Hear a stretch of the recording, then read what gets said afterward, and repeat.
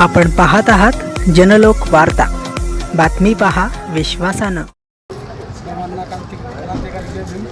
आज जे मध्य प्रदेशमध्ये जे बाबासाहेबांचा जे विटंबना झाली त्याचा जो फोटो जाळण्यात आला खरोखर निंदनीय। ज्या बाबासाहेबांनी सर्व जाती धर्माच्या लोकांना आरक्षण दिलं, सर्वांना ज्या 150 लोक देशाच्या बाहेरच्या ज्यांना पुजलं त्यांचं ही जातीवादी भडवे त्यांचं निंदा करतात। खरोखर मी खेड तालुक्याच्या वतीनं सर्वांना त्यांना निषेध व्यक्त करतो आणि वंचित बहुजन आघाडीच्या वतीने, संपूर्ण युवा आघाडीच्या वतीने, माथाडीच्या वतीने या जातीवादी भडव्याचा निषेध व्यक्त करतो। जय भीम।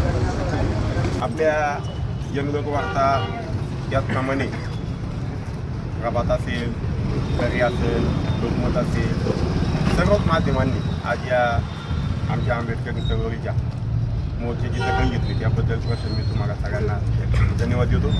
तरी पण हा मनोवाद काय मानसिकतेतून जातीतून जात नाही। आज जर आपण पाहिलं तर या देशाची घटना महामानव डॉक्टर बाबासाहेब आंबेडकरांनी प्रेरित केलेली आहे, दिलेली आहे।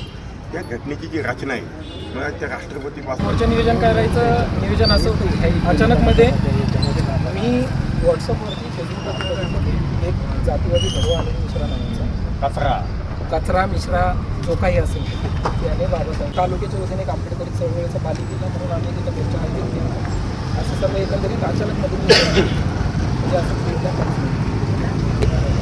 1/2026 म्हणजे ज्या दिवशी आपलं मांगोळेगाव विजयस्तंभाला शिवस्तंभाला लोक वानवंदना देण्यासाठी होता, त्या दिवशी त्यांनी मध्य प्रदेशच्या ग्वालियरमध्ये बाबासाहेबांचा फोटो काढला होता। जसं आपण 25 डिसेंबरला मनुस्मृती दिन दिवस साजरा करतो, तसं त्यांनी बाबासाहेबांच्या विरोधामध्ये 1 जानेवारी 2026 रोजी एक रॅली आयोजित केली संविधानामध्ये आणि त्याच्यामध्ये त्यांच्यासोबत जे काही जे जातीवादी केलं त्यांनी बाबासाहेबांचा गुन्हा दाखल झालेला आहे, त्यांच्यावरती गुन्हा दाखल झालेला आहे, त्यांना अटक पण झालेली आहे। पण जो कचरा आहे मिश्रा नावाचा तो जामिनावरती बाहेर आहे। आता आपण हे जग सगळं संविधान उचललेलं आहे, बरोबर?